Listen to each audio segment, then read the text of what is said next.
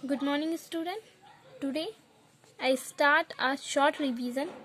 Okay, आज हम short revision करेंगे कौन से चैप्टर का? यूरोप में राष्ट्रवाद का उदय का शॉर्ट रिवीजन करेंगे। ये वीडियो सिर्फ उन्हीं बच्चों के लिए जिन्होंने पूरा प्रॉपरली बुक पढ़ चुके हैं, अब उन्हें शॉर्ट रिवीजन की ज़रूरत है, तो वो ये वीडियो को देखेंगे। ठीक है, तो ये क्लास 10 का है चैप्टर यूरोप में राष्ट्रवाद का उदय, इतिहास का जो है पहला ही चैप्टर है। ठीक है, इन हिंदी मीडियम से। ठीक है, तो देखो सबसे पहले 1789 में क्या हुआ?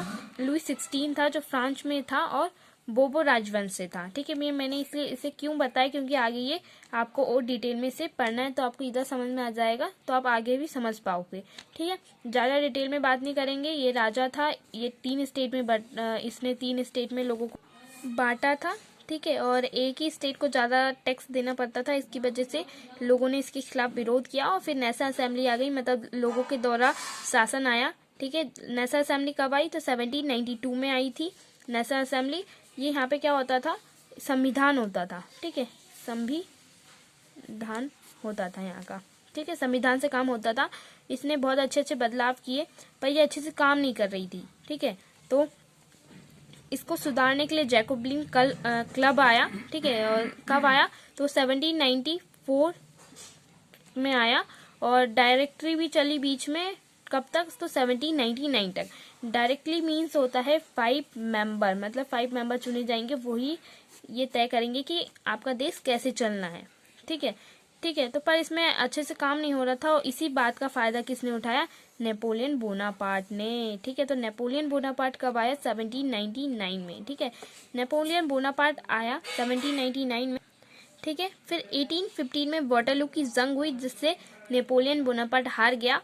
और ठीक है, फिर उसको कौन ने हराया था? तो 4 देशों ने हराया था, और फिर 4 देशों ने यहाँ पे क्या बदलाव हुए वो तय किया, और बब्बू राजवंश का राजा फिर से बिठा दिया। तो देखो, मैंने बब्बू राजवंश तुम्हें यहाँ क्यों बताया था? क्योंकि ये बाद में भी आना था। ठीक है, इसलिए मैंने यहाँ पे पहले ही तुम लोगों को बता दिया। ठीक है, बीच में एक और टॉपिक है, मिस हो गया था, तो यहाँ पे मैंने लिख दिया कि 1821 में यूनान की क्रांति हुई थी। ये क्या है, ये आप लोगों ने पढ़ी होगी। ठीक है, ये आपको शॉर्ट रिवीजन है, तो इसलिए मैंने बेसिक छोटा सा आपको बता दिया है। 1813 में लुई फिलिप आया। ठीक है, मतलब बब्बू राजवंश यहाँ का जो बना था वो हट गया, और फिर लुई फिलिप आया। ठीक है, लुई फिलिप ने कुछ अच्छे काम किए। ठीक है, वो एकमात्र, जैसे कह सकते हैं ना, आज हमारे जो राष्ट्रपति होते हैं वो भले यहाँ पे काम कर रहे हैं, लेकिन जो पावर है, ज़्यादातर पावर किसके पास होती है? ज़्यादातर पावर प्राइम मिनिस्टर के पास होती है। ऐसे ही जो लुई फिलिप था, ठीक है, जो लुई फिलिप था उसके पास बेसिक पावर थी कि वो बैठा है, लेकिन ज़्यादा पावर कौन के पास थी?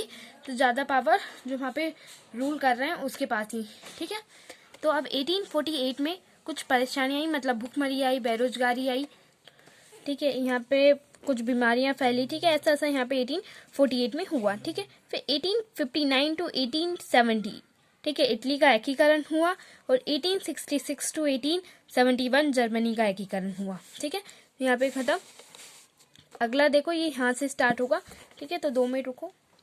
ठीक है, तो यहाँ देखो लास्ट में ही है हम, लास्ट पॉइंट पे, लास्ट सेकंड पे।